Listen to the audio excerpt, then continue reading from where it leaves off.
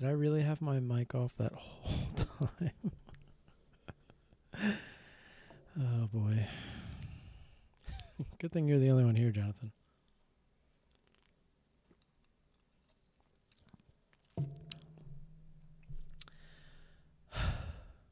That's just how this week's been.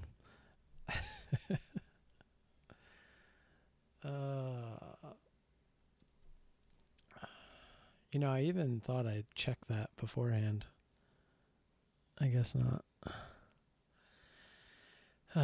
So basically, what I had said was, first off, I have poison ivy all over me. I mean, it's up and down both my arms. It's on my forehead.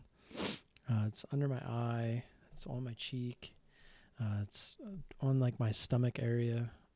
So I didn't actually say that yet, but yeah, that's kind of why I'm out of it. It's been itching. I haven't been sleeping because of it. And but what I was really getting at is that, I'm really hoping that, this week and my decisions that I've made this week are something that I can really, look into the future and be able to look back on this week specifically and realize that I made the right choice. By taking that one step back, going to paper trading, I'm actually excited to do it because when I am going back to paper trading, I'm hoping that I can take it 100% serious on a daily basis and really hone in my strategy and my edge. I know what my edge is, and I just need to really focus on the holes that I need to fill within my strategy. So by knowing what those holes are, just from, trading it for, 4-5 months now, I know what I need to look for. And in all honesty, while I'm paper trading, I want to find the trades that go against me. I want to find the hard trades that I have to manage my risk and I have to cut my losses, because anybody can trade a winner. It's the losers, whether it's the 10, 20, 30% of the losers that you do have, those are the ones that you need to learn how to cut, keep small, and manage correctly. Once you can do that and you can kind of learn to confidently let your winners get bigger and bigger, just through the more and more you see these same trades go through on a daily basis. Shirley, hello, how are you? Welcome. I know I'm a little early tonight, but I'm not planning on staying too long. Just having a little bit of a off day / week, and I'm just really tired. Yeah, so that's really the goal going forward, is to really take at least this next month, probably the next 2 months of paper trading before I decide that I want to go back to a live account. Because when I go back to a live account, I want to be able to make the trades as if I were on paper. One of the biggest reasons why a lot of people are successful on paper and not with a live account is because when you click that button on paper, in the back of your mind, as serious as you want to take the trade, you know that if for some reason it goes against you, that it's not real money. So you lose that emotion that you actually would have, trading a live account. Because every time you click that button with a live account, you get that little, heart stop, for even if it's just for one beat. But it's there. You're like, all right, did I make a good move? And then you kind of back out and you start to analyze the chart. And, or, did I see this correctly? Because a lot of times in my strategy, when I pull up a chart, because it's going off on the scanner, like let's see, I was looking at DMPI, and I was really testing out a bunch of hotkeys today and stuff. So that's kind of why you see I was really messing around. Kind of went YOLO today, just messing around on the paper account. But when you pull up a chart, and I actually went long on this because it was kind of going crazy. I was buying the pullbacks, or attempting to buy the pullbacks. So when you pull up a move, like say I was pulling this up, we'll just go over here and say I was pulling this up because it was going up and I was looking to short this thing. You have to look at I don't know why this is zoomed out so far. Let's see. But say, I have to look left. I see it's right at the 200 or around the 200. And I'm determining that. I'm determining what the float is real quick. I'm looking up what the float is, by looking over at the scanners. And then there's a multitude of things. I got to look left real quick. I can zoom back out, see what it was trading. If it was anywhere near like yesterday, I can see that from the daily that it wasn't. But, if this is a multi-day runner, you can look left on the intraday chart to see if there's anything running close to where its highs are now. There's just a multitude of things that you have to decide in the moment. And when you hit that, like say it's running and you're like, okay, this thing's extended, like I need to get in this thing. Well, right when you hit that button, say I was looking for this 550 break and I get in, just because I got in for the 550 break and it did this in hindsight, it could have obviously kept going and ran, especially because it looked like the volume was starting to come in. But what I'm getting at is right when you hit that button on a live account, you get that emotion like, oh crap, am I reading this right? Did I make the right decision? Did everything I look at, is this my edge? Is this the strategy that I am trying to apply on a daily basis? Like all these things kind of roll through your head. Hey, Scott, welcome back, man. Good to see you. Yeah, maybe it was the half hour I started early. Maybe everybody disappears by 9:30. Yeah, man. Definitely great to see you. But yeah, it's just like if I pulled this up and I'm just paper trading it, I could be like, oh, 550 break, bam, just hit it. And then it's like, if I'm right, I'm right. If I'm wrong, I'm wrong. And that's exactly the emotion I'm trying to get rid of when I start this on Monday. I am going to 100% try to imply that I'm trading a real account. Obviously, I know in the back of my head that I'm not, but I'm still going to be doing my recaps just like I was before.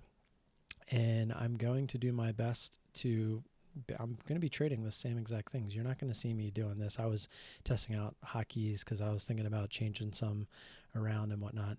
And what better way to do it than just on a paper account?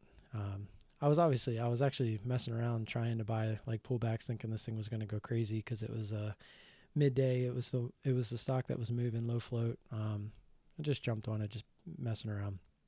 But so that's really what it comes down to as far as the paper account. I'm actually excited. I'm excited to really kind of find the holes in my strategy. I'm excited to find, ones where I get short right here at the top and this thing goes to over $6. Like those are the trades that I want to get into. And those are the trades that I'm looking to get into so that before I go to a live account, I don't run into those problems again. Because like I said, anybody can top tick this, right? And then just, cover anywhere down in here. Anyone can do that. But can anyone, top tick this, pulls back like 5 cents and then runs on you another point? How the person manages that is, that's what makes somebody a great trader, a profitable trader, and one that can be consistent. And consistency, I don't know why I didn't say that word earlier, is the number one tool that I am looking to implement throughout this paper trading strategy. And what I'm going to do to hold myself accountable, everybody knows this, that follows me, that I use StockTrader.com. I've actually formed a new thing to keep track of my trades. So starting Monday, we're going to go ahead and, like I said, we're going to take this completely serious. We're going to journal every day, just like we have been on the live account. And, we're going to keep track of how we're doing. We're going to, obviously write down every day the trades that we took, what we could have done better, what we did do great, and we're going to go from there. So it's really going to be no different than what we were doing on a live account. It's just going to be on paper. So there's really nothing else to say about that as far as moving forward with the account. Unfortunately, I will be using, I don't mean it unfortunately as in, they're bad. I actually used to love their charts. The DMVI. But I know that on paper trading that when you hit their buttons, buy market, sell market or whatever, sometimes it's not as quick. Like you would think when you hit buy market, or sell market, you're going to get whatever's on the bid or the ask. And that's not always the case with TOS. Sometimes it decides to kind of jump, like you'll hit the button, say at 550, and it'll kind of just go down and it won't fill you until down here. So it kind of takes the realism out of it a little bit for me. because I know that using CMEG and the DAS platform, I hit the button and I'm in right away, especially with my hotkeys. So it'll be a little tricky, and I know I won't be getting all the shorts that are available normally as well over here on TOS, so that's another issue. So we'll probably be looking to go towards learning how to use the same strategy as a long, because it does work as a long as well. So there is that. If you guys have any questions, let me know, because that's really almost all I got. If you have any questions about me and what I plan on doing, something I might have missed, or if you have something that you want to talk about as far as the market goes, we can look at some technicals. I'm always down for looking at some technicals. So let's hear it. It's a great idea. The learning curve for the craft is no joke. So if you can take paper trading seriously, then you'll have save a pile in tuition. That is so true. And that's kind of what I'm going for. I actually thought about paying, and the one thing that stinks about paper trading is it's not cheap. You have to pay the same price as if you were trading a live account to paper trade. And it somewhat makes sense, because whether you're paper trading or using a live account, it doesn't really matter to the broker. In fact, I'm actually surprised they don't charge you more for paper trading, because you're essentially using them and their market data, and you're not giving them any commission. So you're basically paying for the software and the data fees, and you're not really paying the broker anything to run the demo account. But $150 a month just to run the demo account was a little steep, especially when we're already on a small account. It'd be different if we're looking to load up a $25,000 account, but that's not the case. So we'll just be using Thinkorswim to kind of, just do what we do. So I am going to reset all of this down to, actually I can probably do it right now. Application settings. I think it's over here somewhere. I haven't used TOS in a while. I really learned to love the DOS platform and everything about it. Is it here? Here we go. Don't really care about that. Is it that? Where are you? I thought you could reset this.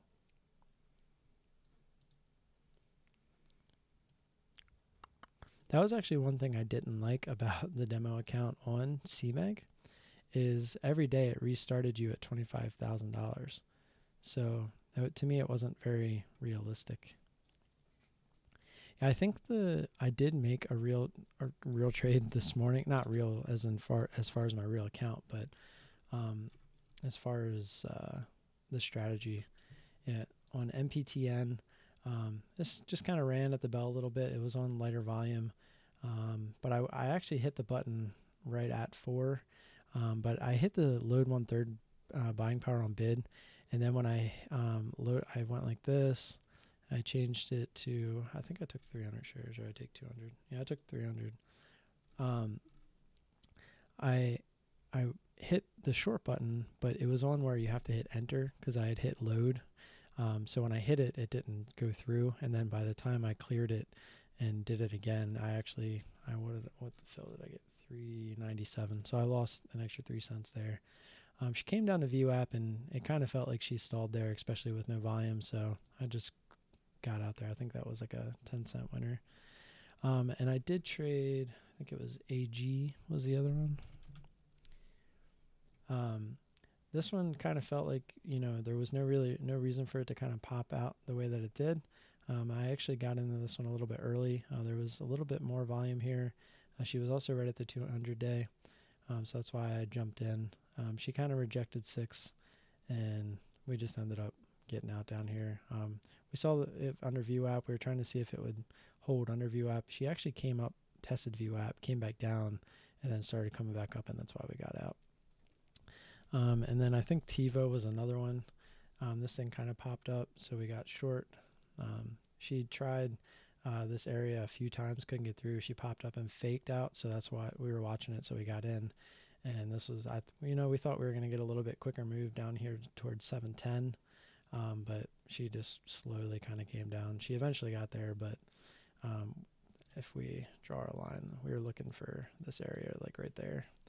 But if we would have waited, we would have got it. But I think we got out of this because we were looking at the one other trade that we were looking at. No, AG wasn't it. CSU. Yeah, this is... What happened to this? Did it get halted or something? Or did it just not trade the rest of the day? No, what the? That's weird.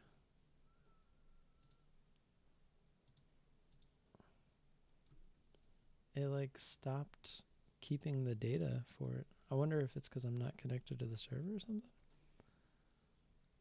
That's really awkward. What was our entry? Oops. Entry was 438. We ended up getting out at 436. That's right, because I went to go mess with GNCA because it got halted. So we got in at 438 right here on the front side. And yeah, if we would have just waited, she formed a nice little descending triangle. Oops. I am not doing very good. So as you can see here, she kind of forms a nice little descending triangle here and just bloop. That would have been a good one. Probably would have been looking for VWAP, and once we would realize it wasn't there. But yeah, what was the ticker? Real quick. GNCA. I'll load it up on here. We were messing around with this thing. Just to show you, we tried the strategy in reverse. As you can see, we really waited until we felt the bottom. We got in. It actually halted here. And we felt like the bottom was here, and then it splashed through, and that's how it got halted. So we actually bought shares going into the halt, looking for this thing to bounce. Because, I mean, look how extended this thing got with no, real buying, I don't know, what am I trying to say?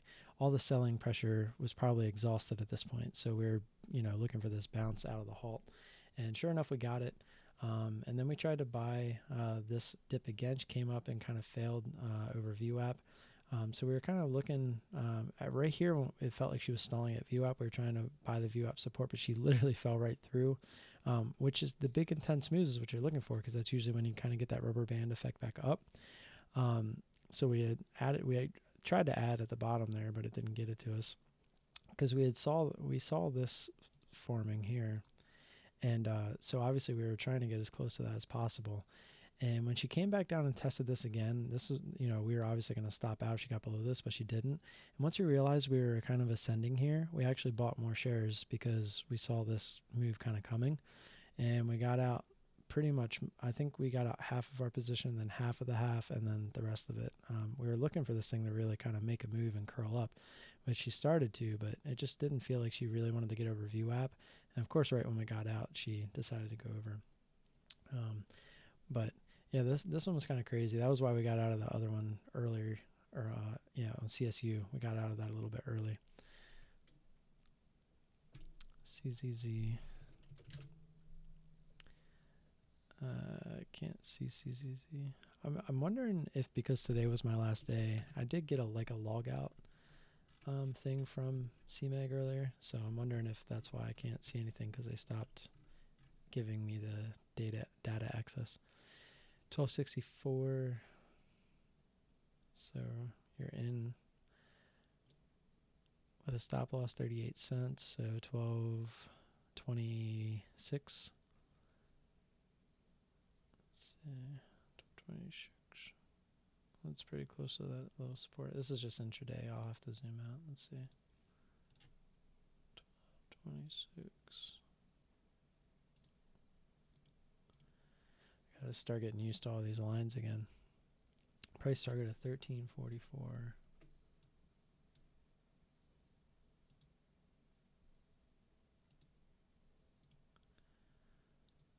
Extend to the left, and you're 1264. All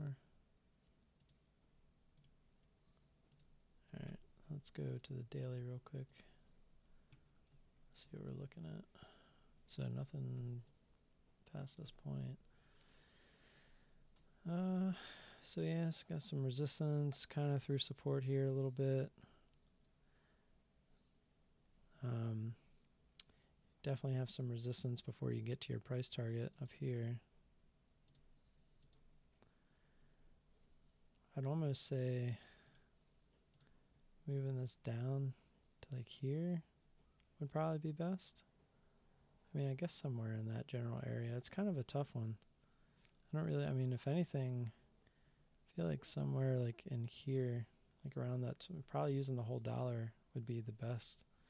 I mean, I can kind of see where you're coming at with the 1226. There's a lot like toppy here, got some going through support here. There's really no definitive line to draw here. So it's like I'd almost want to risk off just 12 just because it looks like she came up, failed, came up, couldn't get up there. Never really use it as support, unfortunately, because that's what you'd be looking for in this scenario. But she did come up, fail, and she came up and she blasted through that time. Yeah, that'd be an interesting one. I do think that if you do get the multi-day runner to keep going, it's going to be tough to get through this 13, 15 area, because from what I can see, just over 1 year. Let's see if we go back further. 3 years. Yeah, so we're at an all-time high, it looks like. Well, I guess I could check to make sure. So we're definitely not at an all-time high, but this is also back in 2013. But I guess, let me see if this lines up with any. If I put this back at 1226. Close enough. Yeah, I mean, I still don't quite get your stop there, but obviously you see something that I don't.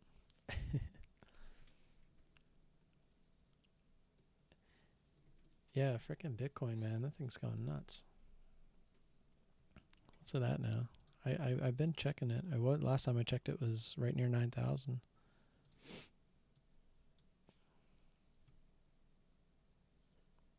Oh, she fell back a little bit. A little bit of a pullback. Yeah, last time I checked she was right here. This is 87.60. It's crazy. Let me I still haven't figured out how to use this. I need to figure out how to like zoom in and stuff. Oh, not the whole browser. Plus I think, is this daily? Let's see. Let's do 1 day. You probably can't even go less than a day, can you?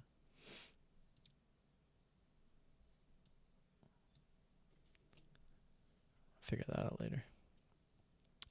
But yeah, guys, we're doing really well with the channel in general. The response has been great. It's been awesome. We're up to 210 subscribers. That's awesome. When we get to 300, we'll look to do another giveaway.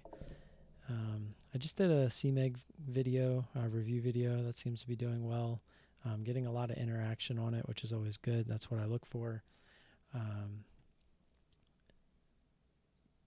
Just looking forward, again, I hope I can look back in the future. And one thing I had said when my mic was off was I want to be able to look back on today, 15 years from now and realize that, hey, I had a tough decision to make that I didn't want to make.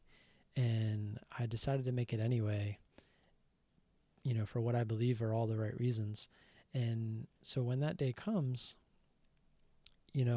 hopefully we can look back and just kind of laugh about it and say, well, what was I thinking? Why didn't I just do that a little bit sooner? Probably could have saved myself even some more tuition.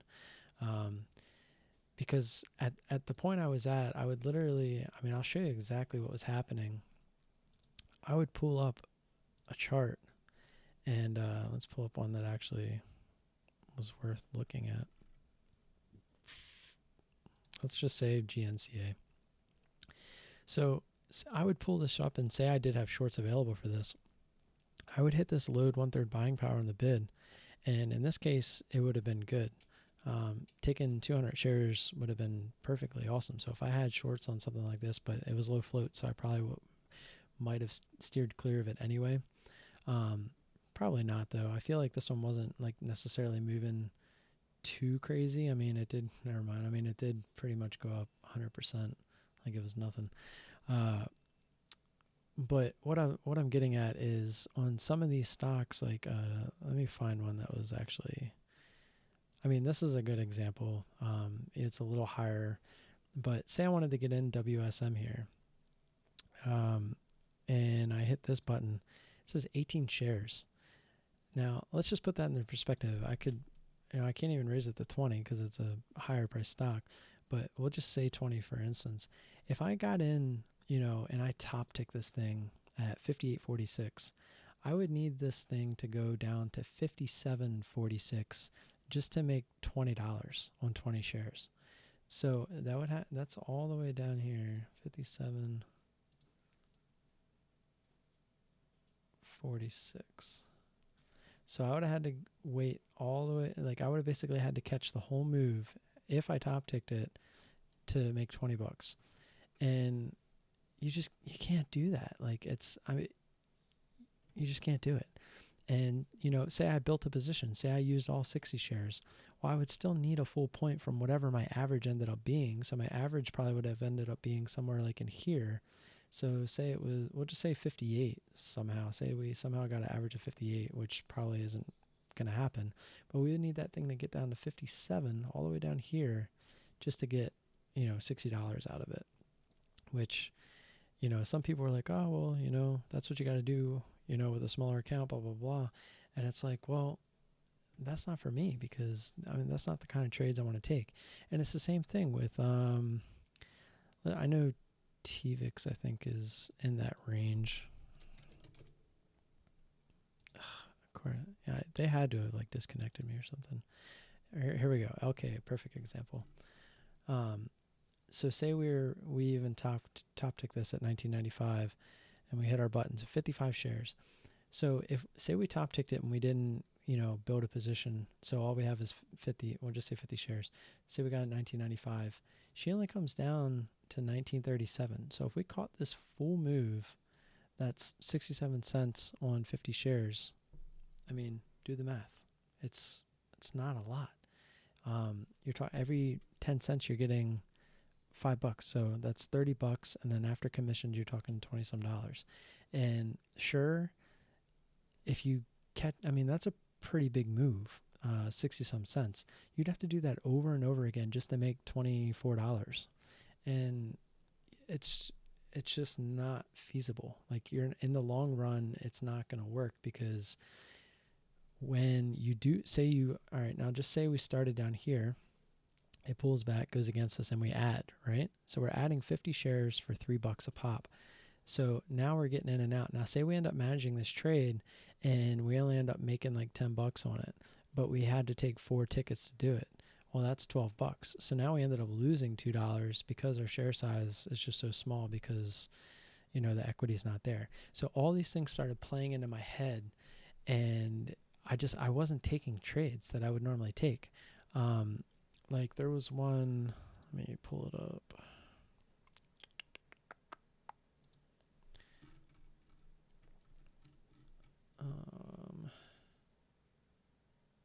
Was it that one?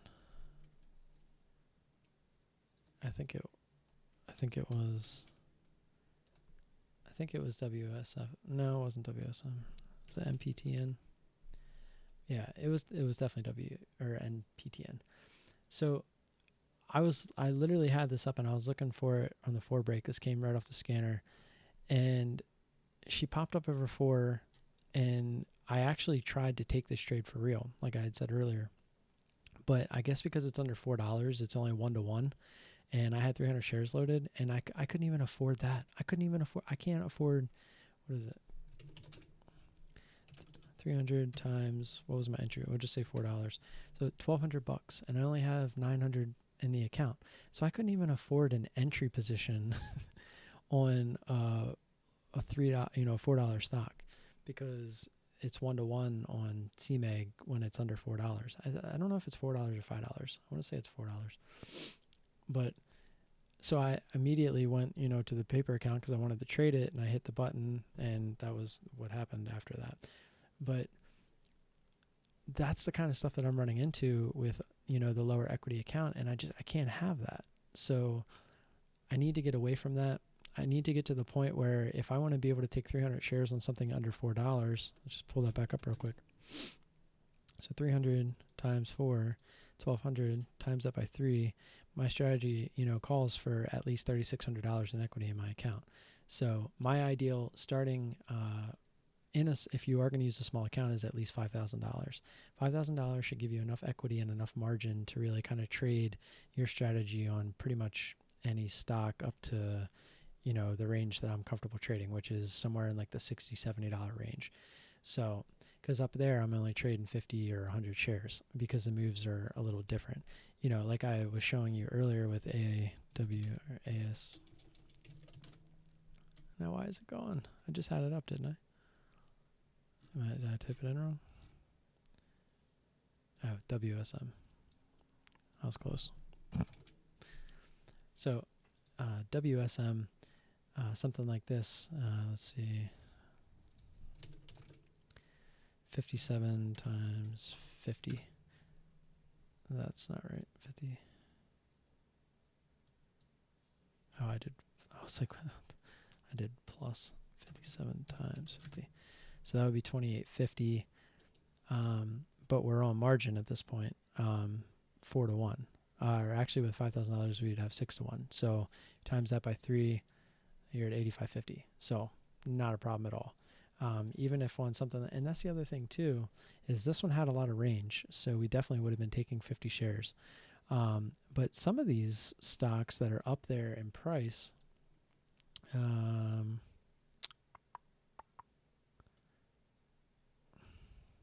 probably pick a bad one.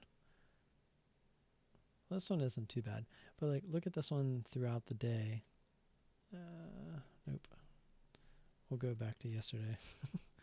But if you look at this, look at the range. It's a $50 stock, but the range that it's in is only, 1 point, whereas in WSM was, this thing was ranging, look at this thing. It went from 51 all the way up to 58.50. So it's 7-8 points. So sometimes a lot of it is based off the range. Some of these high price stocks, they're trading the same range as some stocks, sub $10 are trading. So it's all about that. And Scott, thank you, by the way. I read your comment about having 210 subs. Very much appreciated. Definitely excited about it. It's been a fun journey, to say the least. And the one thing is, I did start with $5,000, and I keep trying to tell people, I did transfer brokers a couple times. I went from SureTrader to Interactive Brokers, back to SureTrader, and now over to CMEG.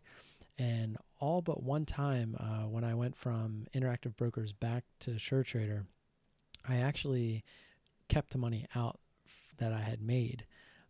So each time I had withdrew to go to the different broker, I kept money out to cover the wire transfers, and I also kept just some money to kind of pay myself.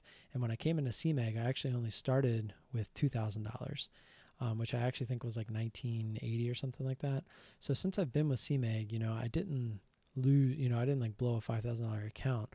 It's only been really that one trade with MTSI, because I started, I want to say, I guess it was actually the beginning of May was when I started with, so if I do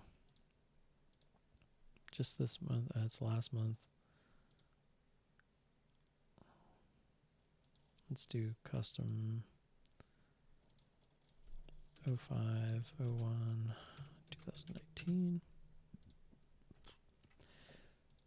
So if we look at just the month, the total after commissions, 1,019. And most of that coming from the one loss of MTSI. And I had a max loss of $200 when I was trading at this point, and it just that trade got out of control, as we had seen in previous week. I think was it last week that I went over MTSI? I think it was 2 weeks ago. And really since then, I haven't been myself as far as trading because of what I had just described a little bit earlier with the equity being so low. But as you can see, it wasn't all negative. But after the commissions and everything, obviously those add up. And that was what we came up with. So it's crazy how your win percentage can be, up near 80%. And all it takes is you not knowing how to manage your losers. And it doesn't matter what your winning percentage is. The 1 month that my winning percentage was like 95, or it was like 94, 95%. And I was still basically a break-even trader because I couldn't control my losses. I was hitting, when I did have a loser, I was letting it hit my max loss. And when I was my winners, I was, still cutting them off a little bit too soon. I didn't really know how to let them ride.